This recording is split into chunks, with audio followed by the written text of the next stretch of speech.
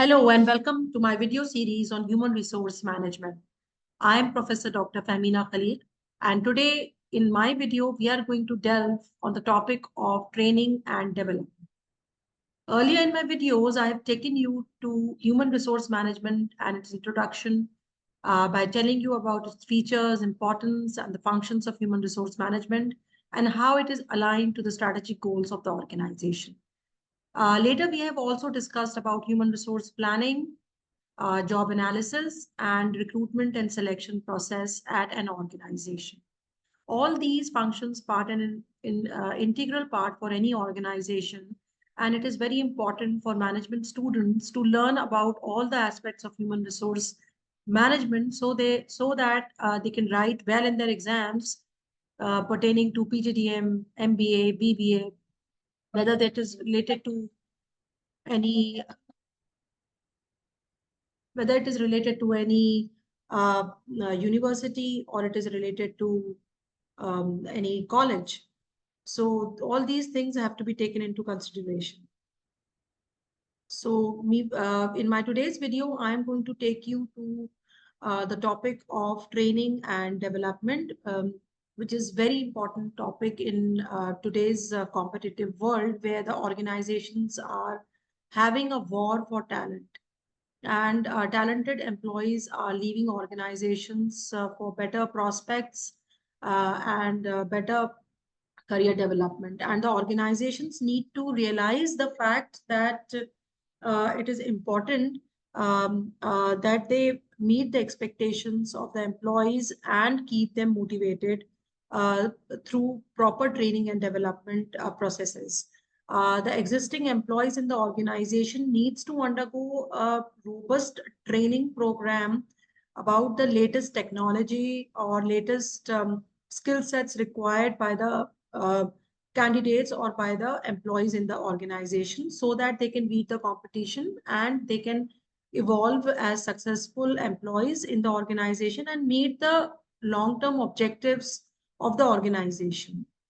Similarly, development also plays a key role in keeping the employee satisfaction at a very high level and the performance of the employees up to the mark.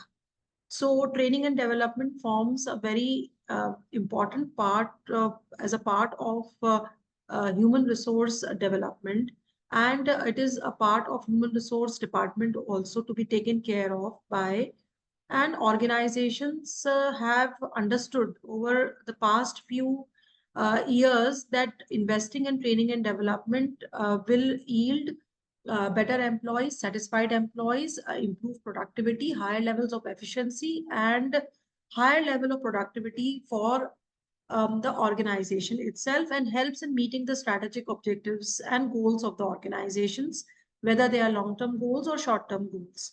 So today we are going to talk about what is training, what is development, what is the difference between training and development. We'll also delve about the various methods of training and various methods of development.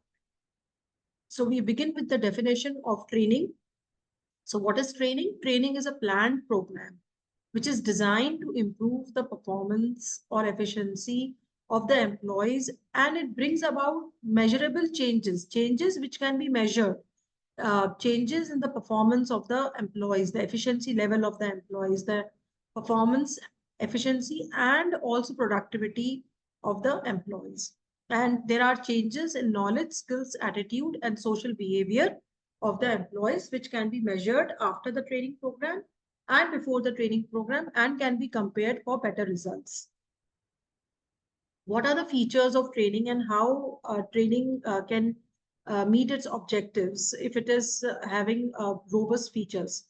So first of all, a training program helps in increasing the knowledge and skills in a particular job. For example, if someone is working as a programmer in an organization and who is a C++ or a Java programmer, and a new language like Python, AI-driven languages like Python comes up into the picture.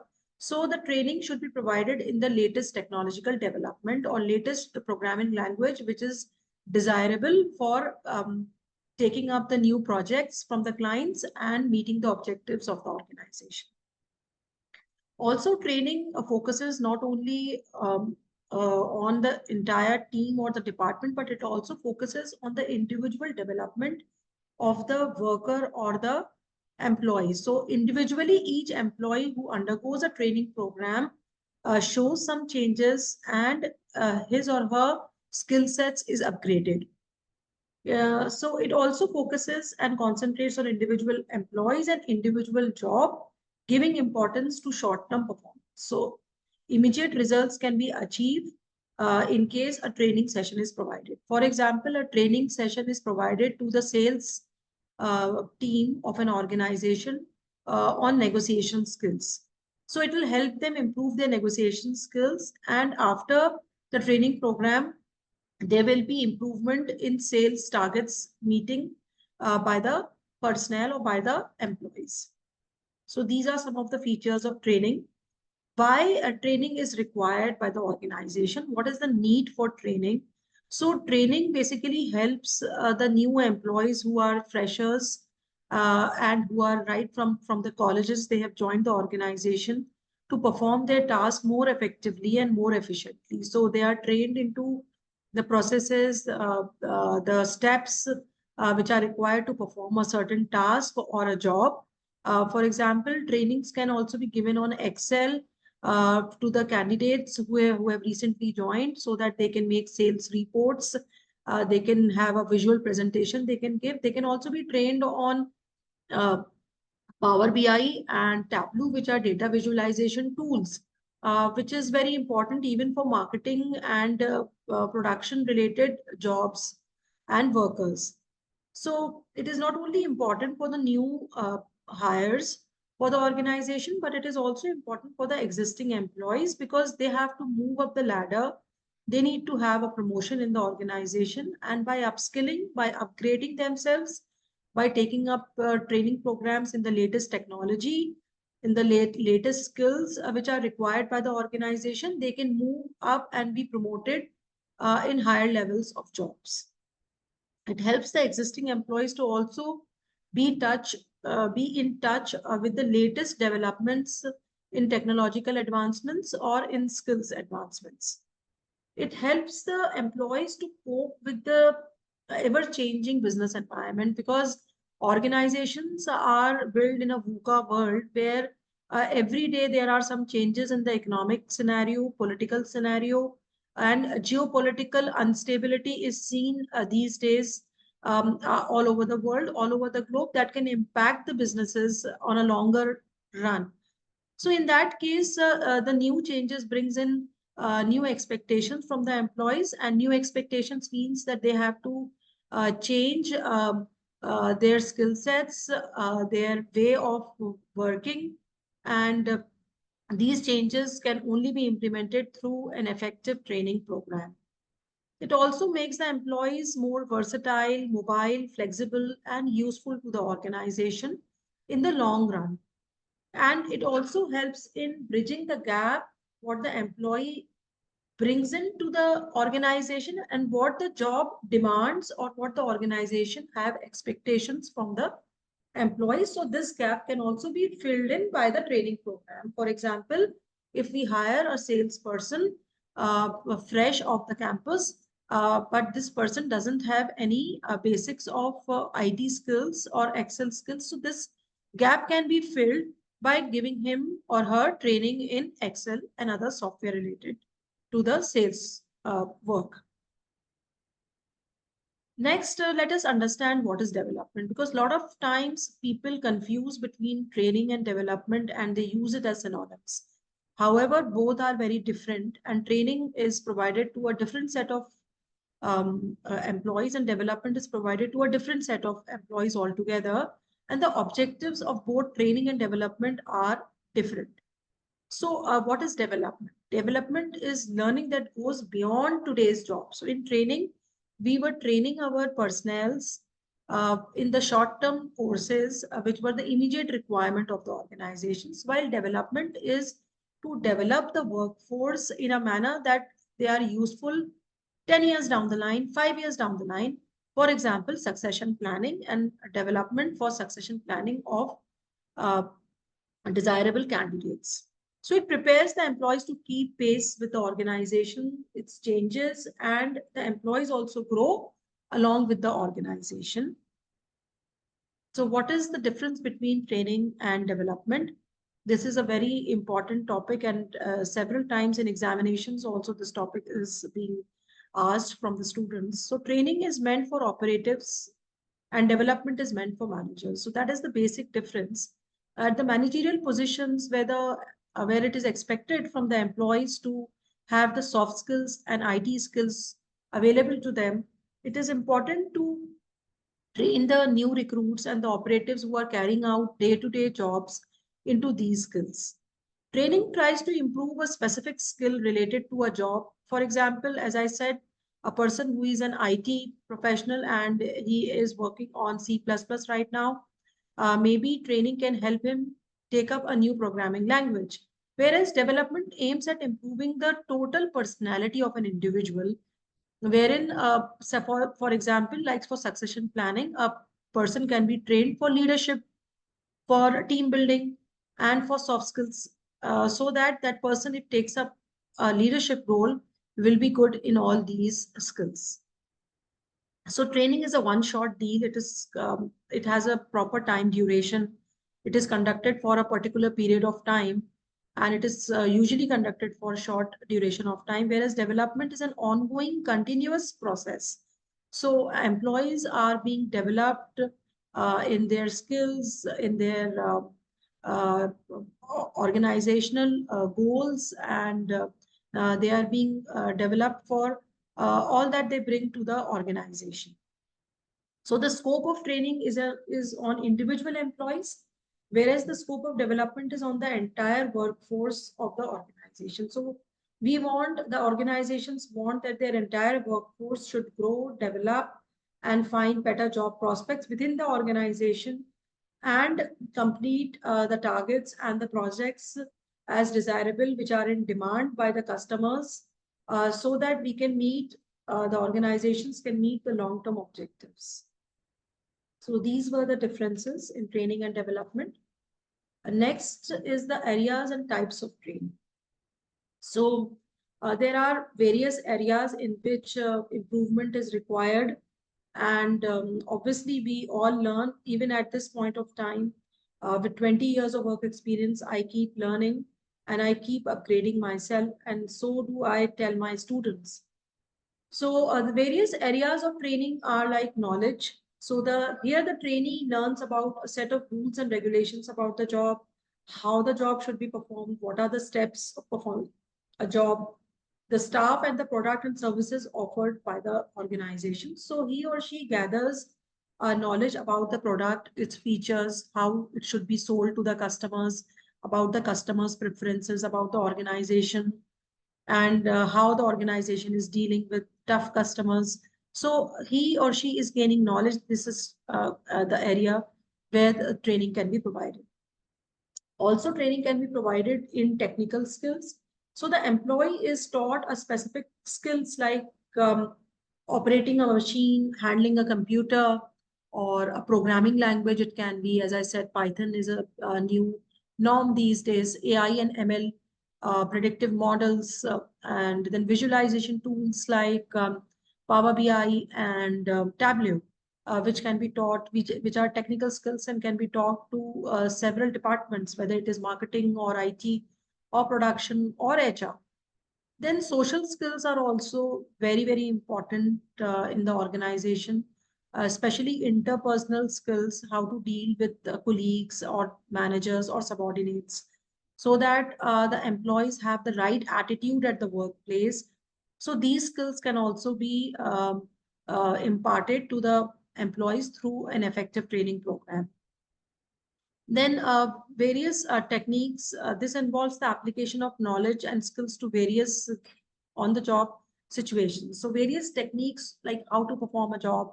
For example, technique of selling techniques or negotiating techniques of a certain product can also be taught through on-the-job training to the workers.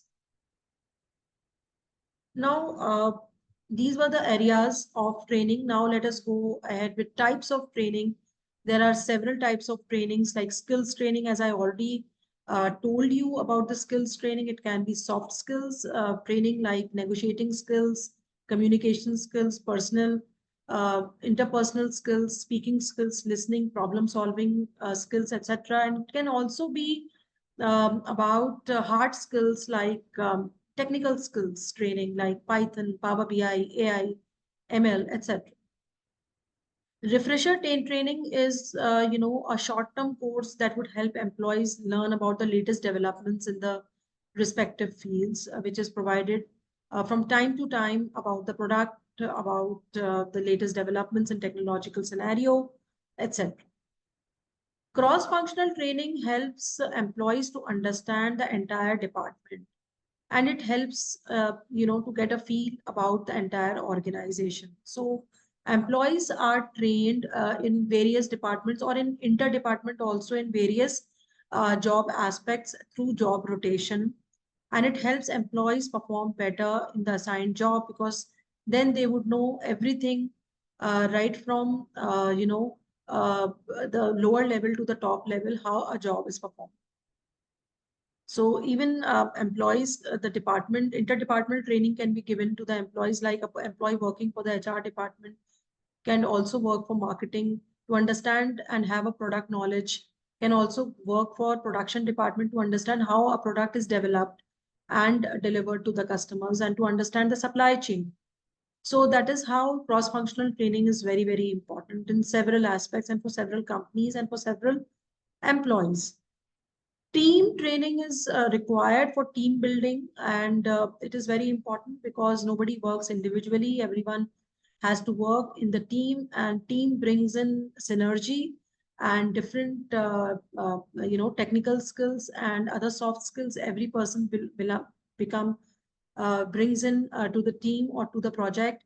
Therefore, it becomes very important to understand that working in team cannot be, denied, and there can be conflict that can arise in teams. So how to resolve those conflicts, how to work collectively, how to take decisions collectively, so that synergy can be produced and better results can be yielded through coming together for certain projects or for certain programs. So this was about the types of trainings. There are other types of trainings as well, like creativity training is there. So in creativity training, employees think unconventionally and have come up with innovative ideas, think out of the box, take risk, and develop unexpected solutions to a given problem.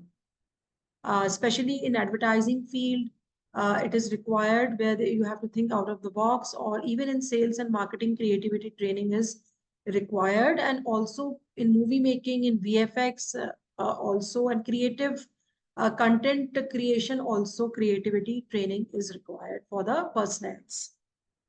Diversity training is very important these days because diversity, equity, and inclusion are the buzzwords for any HR department, and all the organizations are working towards providing a diverse workforce for any organization. And this diversity can be in the form of gender, age, religion, region, caste, or even sexual orientation, or even neuro diversity is also important for the organizations. And sensitivity training for these diverse group of people is important for the employees for having a harmonious relationship in the organization.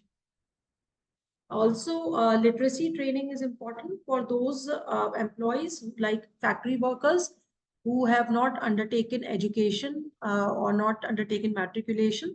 So sometimes organizations provide evening classes to them for reading, writing, and for mathematical skills. So what are the factors that influence the training and development program?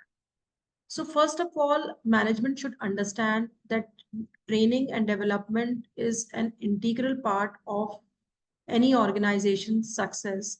And investing in training and development is not a cost, but it will yield better results and improve the efficiency and productivity of the employees.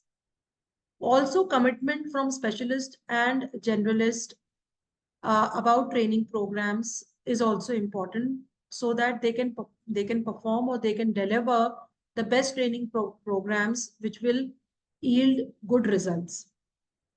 Technological advances are taking place so rapidly in today's competitive world. So we need to understand that it will have an influence on the training and development program, and we need to keep pace with the technological advancements. Because organizations are complex organizations and they have different kinds of clients and production departments, and new innovations are taking place every day and they are complex. So new upgradation and upskilling is required by the employees so that they can work more effectively. Then learning principles of lifelong learning should be applied to the training and development program. And there should be some kind of learning when an employee is undergoing the training or development program. And other human resource functions should also be taken into consideration while designing a training and development. What is the process of training and development Let us understand that. So in training and development, we determine the specific training and development needs. So first we do TNA. It is also called training and need analysis. Training need analysis has to be done to understand whether the training is really required so that we do not spend money unnecessarily, or time of the employees is not wasted unnecessarily, because a training program may take away the working hours of the employees. So first is training need analysis, then understanding the objectives of training, why we are designing this training program, how it is going to help the employees develop, how it is going to improve the work efficiency of the employees. So all these objectives had to be jotted down.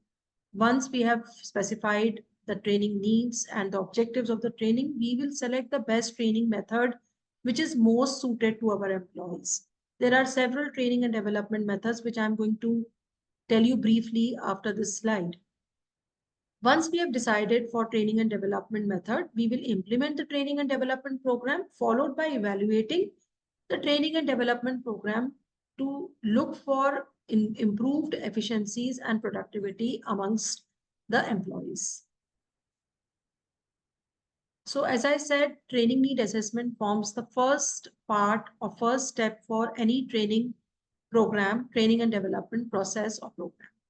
So what is training need assessment? Training need assessment is to find out or do analysis at 3 levels. First is organizational level. Second is job level or task or role level. And third is individual or personal level. So first we need to find out what are the goals, strategic objectives of the organization and utilization of resources to achieve these objectives. We'll do some environmental scanning and organizational climate analysis as well to find out what the organization wants, how it wants its employees to improve their efficiency, and in what all departments it is required, whether it is required in production department, marketing department, finance department, or HR department, or IT department. So it depends on the organization, industry it is into. Next, we are going to analyze the task or job in which training is required. So this is a detailed examination of the job, task related to the job, its components, its various operations and conditions under which it has to be performed. Next, we are going to analyze the individual analysis or the person analysis who has to be given the training, whether this person is ready to take the training, to learn, to deliver, and to produce the best. So in what all areas the training is required? Well, what if you want to train a person in Python and the person already knows the language?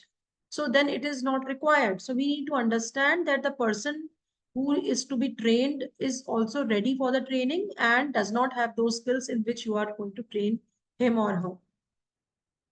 Next is identifying the training objective. So once we have done the organizational analysis and found out that yes, there is a need for the training program, we are going to jot down the objectives and see that these objectives are met at the end, and we are going to evaluate these objectives on the changes that have been brought after the training program amongst the employees.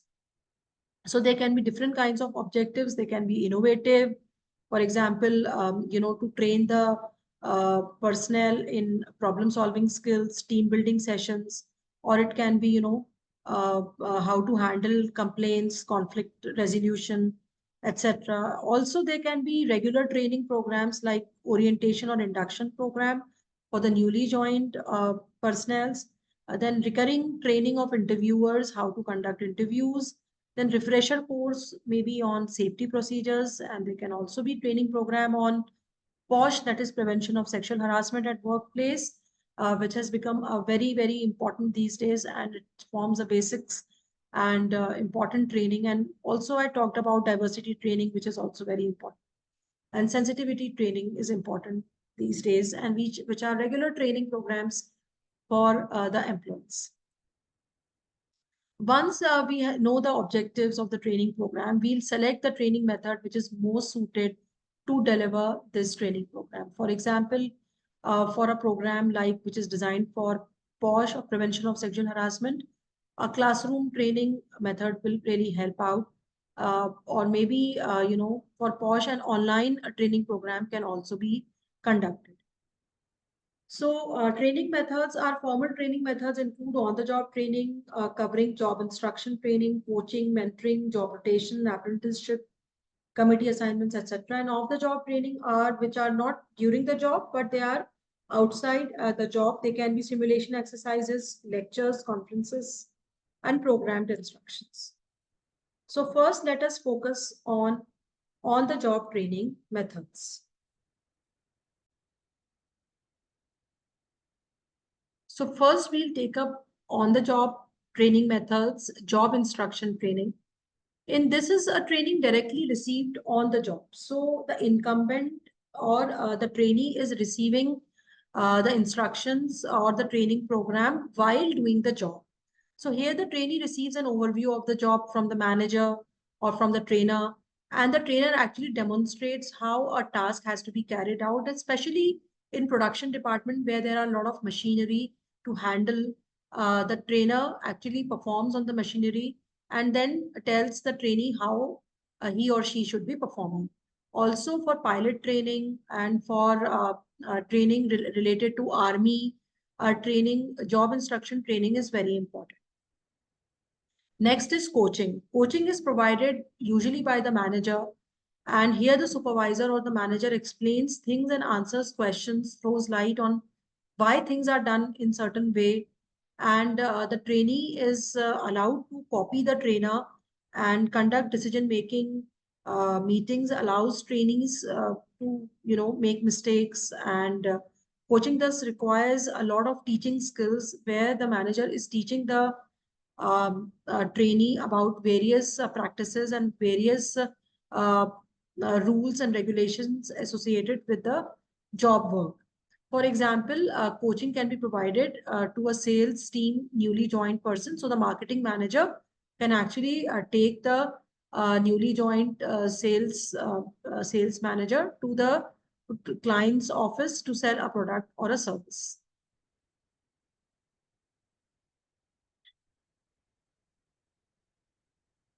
So next we move to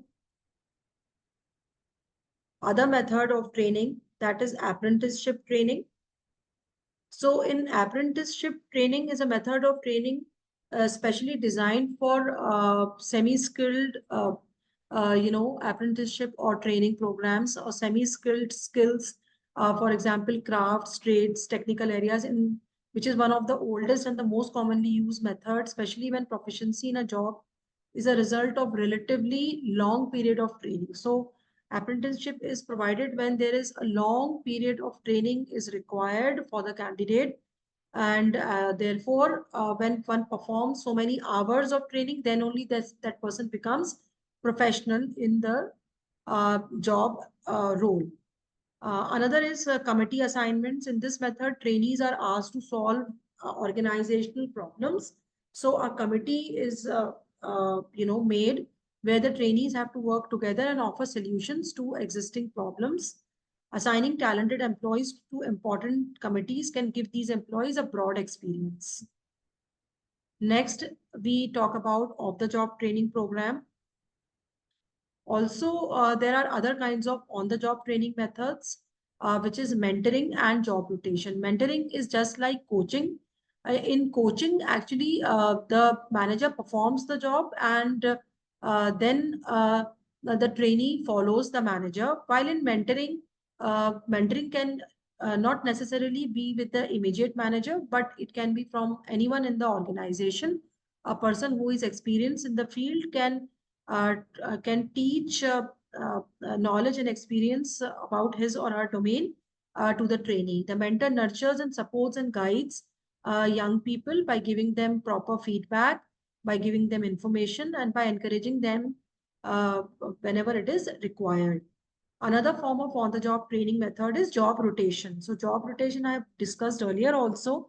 It helps to understand the various aspects related to a particular department. For example, in HR department, a person who has joined as an HR intern can be actually taught about different HR specialist roles like training and development, um, compensation management, performance management, recruitment and selection, industrial relations, and so on and so forth, so that he or she may have an idea about all these aspects related to human resource development rather than just sticking to one aspect of human resource management.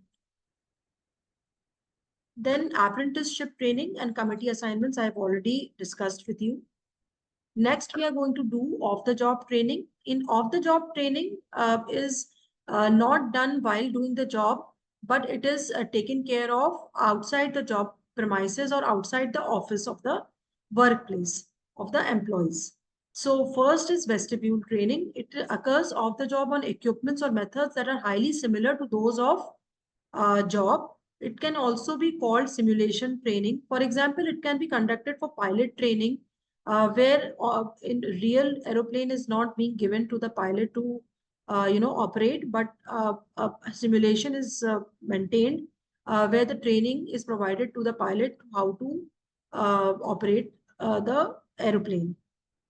Similarly, another on-the-job training, off-the-job training can be role play, which is not conducted in the premises of the office, but it can be conducted in a training program conducted outside the organization, where various role play exercises are being conducted by the trainer and where the employees are actually playing the role of managers, subordinates, or customers, or clients, or investors, or board of directors, maybe, where they are taking decisions related to the challenges faced by the organization or any issues pertaining to the particular department from which they belong. Then lecture method is also a very common method where, especially in army, the lectures are given to the army personnel or the newly recruited army personnels so that they understand the nitty-gritties of the entire process of being into the army.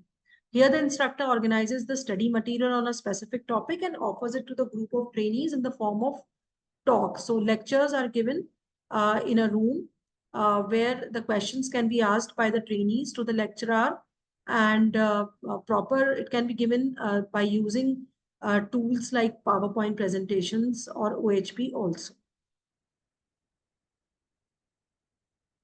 Another type of off-the-job training method is a conference or discussion method. In this method, the trainer delivers a lecture and involves the trainees in discussions so that the doubts about the job can be undertaken or clarified in discussion method. While in conference, especially for doctors, or pharmaceutical industry, you'll find there are a lot of conferences happening where the latest developments are being discussed, and employees can attend these conferences in order to gain aspects about the new developments in their field. Then programmed instructions are like computer-based training. This is an approach that puts material to be learned into a highly organized, logical sequence manner, and the trainees undergo these programmed instructions one by one in different phases, and they need to answer the questions which are given after each phase. and they undertake this program sitting at their home on their computers.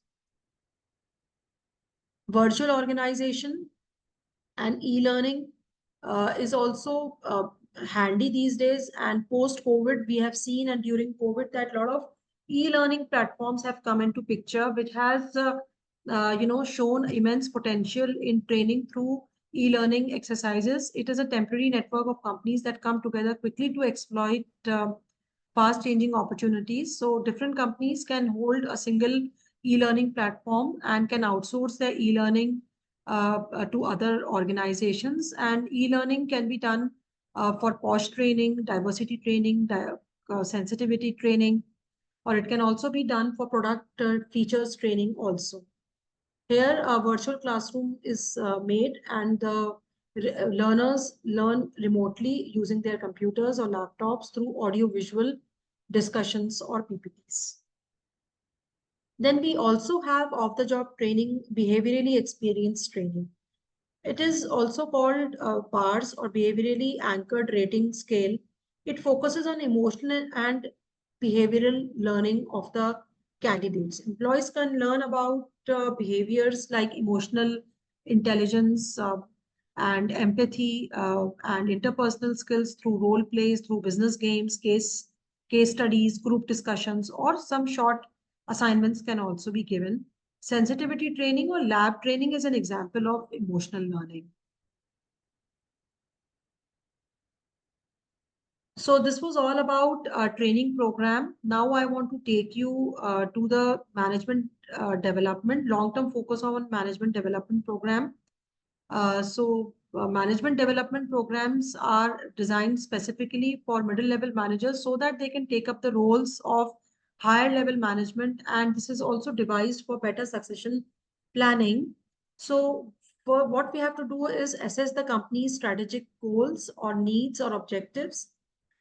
Then we need to appraise managers' current performance. We need to see what is the current performance of our managers in the organization, and then develop the managers and the future managers for future job positions going vacant. So this is the process of management development program.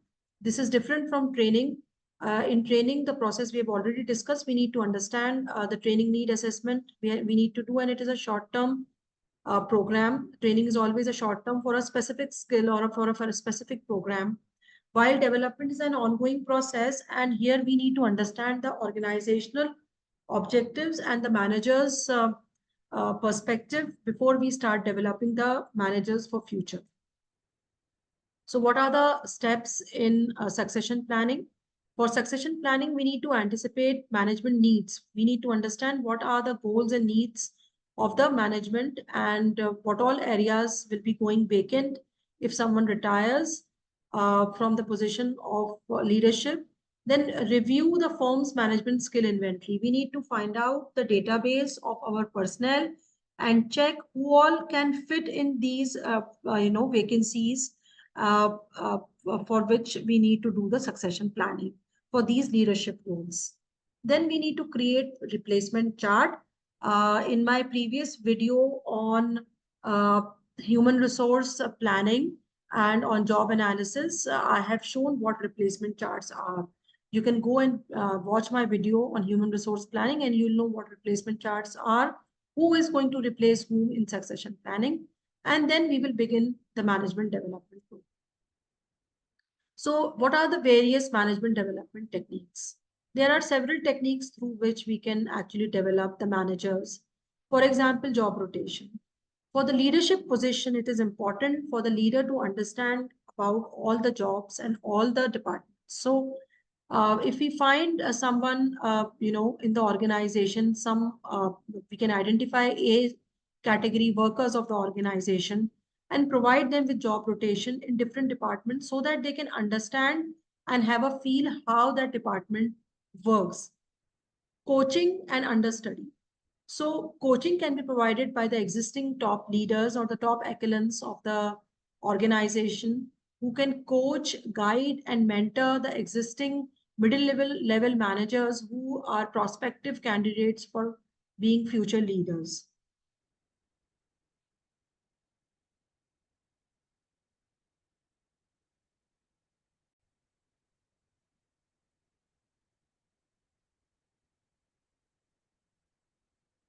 So this is about the steps in the succession planning process. Uh, as I already told you about managerial on the job training, job rotation, coaching, action learning, let us now move towards management training techniques. What are the various techniques through which we can develop our managers for succession planning and for leadership roles? So there are several techniques that the organizations use these days. I've already told you that mentoring is one of them, job rotation is one of them. But other techniques could be case study methods. For example, giving case studies related to various organizations about the problems and challenges that the organizations face and how they would resolve these problems through case study method is one of the method of developing the employees, or by playing some management games which involves problem solving, analytical reasoning, and thinking out of the box exercises. And outside seminars or conferences which are carried out outside the organizations, globally, within the country or outside the country, can also help the employees develop. Then university related programs are also there. Like for example, if the managers can be sent to IIMs or Harvard for getting a degree in management, can also help them develop their role as a manager. Role-playing exercises are a part of management games where the employees are given various situations and they act as the managers to solve those situations and come up to a consensus. Behavioral modeling is also how the attitude of the employees should be, and what interpersonal skills, soft skills they need to bring in as a leader, especially empathy and emotional intelligence.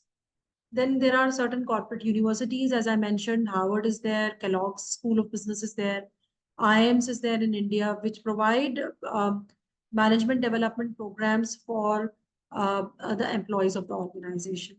And then there are executive coaches or managers who can coach them, and through executive learning, executive education programs, and executive coaching. The employees can learn different leadership techniques and problem solving techniques, team building techniques, etc., which are required to take up the leadership roles.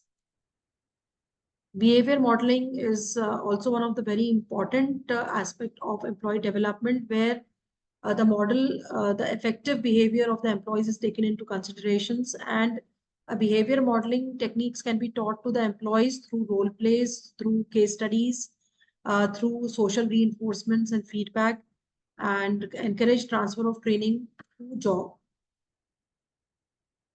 Now that we have completed, learning about various methods of training and various methods of development, the difference between training and development, let us now find out whether our training and development was effective or not by evaluating the training efforts.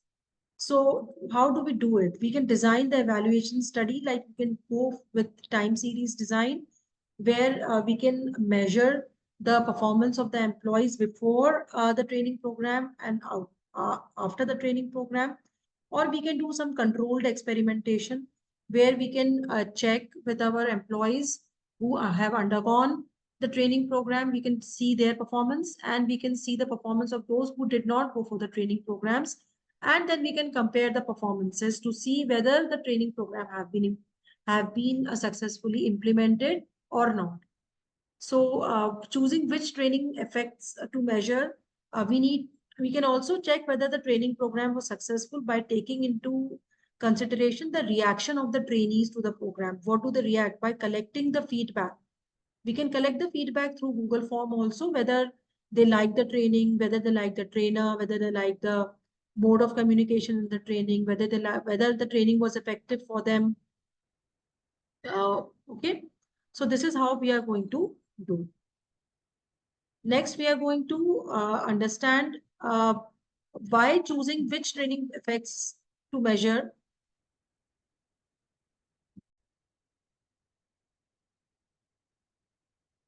So once we have recorded the reactions of our trainees after the training program, we can also see whether the learning has actually happened or not.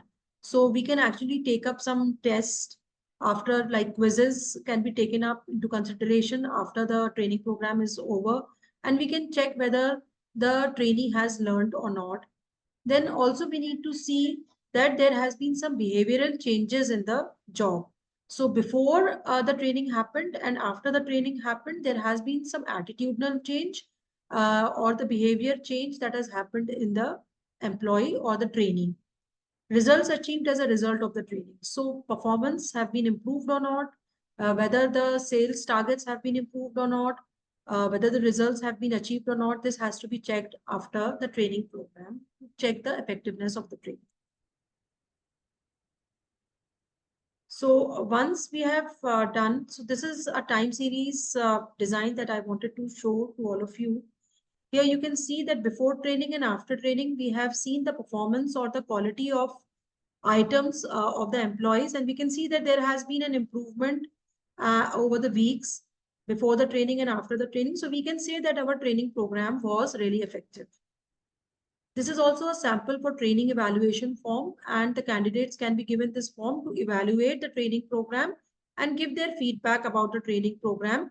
So the questions that we are asking here are what work and family programs are, who uses work and family programs. So this is a training evaluation on work and family issues. Weak points of the course are being asked, strong points of the course, additional data that has to be covered, or missing data or missing information that has to be covered can also be included in this form. So this is how we are going to evaluate the training. This was given by Hamlin, who suggested 5 levels at which evaluation of training can be done. It is the first level is reaction of the employees. As I already told you, we can see whether they are happy with the training program or not. And we can judge this by taking their feedback on Google Forms. And second is the learning, whether there has been a permanent change in learning of the trainees, and their abilities and skills have improved. Then their behavior at the job has improved considerably or not. Then organization, it measures the change in department organization in form of increased productivity, quality, morale, sales turnover, etc. Then lastly, level 5 is ultimate value. It is the result of the contribution of the training program to the company's goals, individual goals, and social goals. So we need to see whether the objectives are achieved at the individual level, as well as the organizational level, and at the national or societal level. So training program will be effective if all these goals are achieved. With this, we end this video, which was based on training and development. Here, we discussed various training and development methods, and also we discussed how we can evaluate the training program and the process of training a program. That's all from my side. Thank you so much.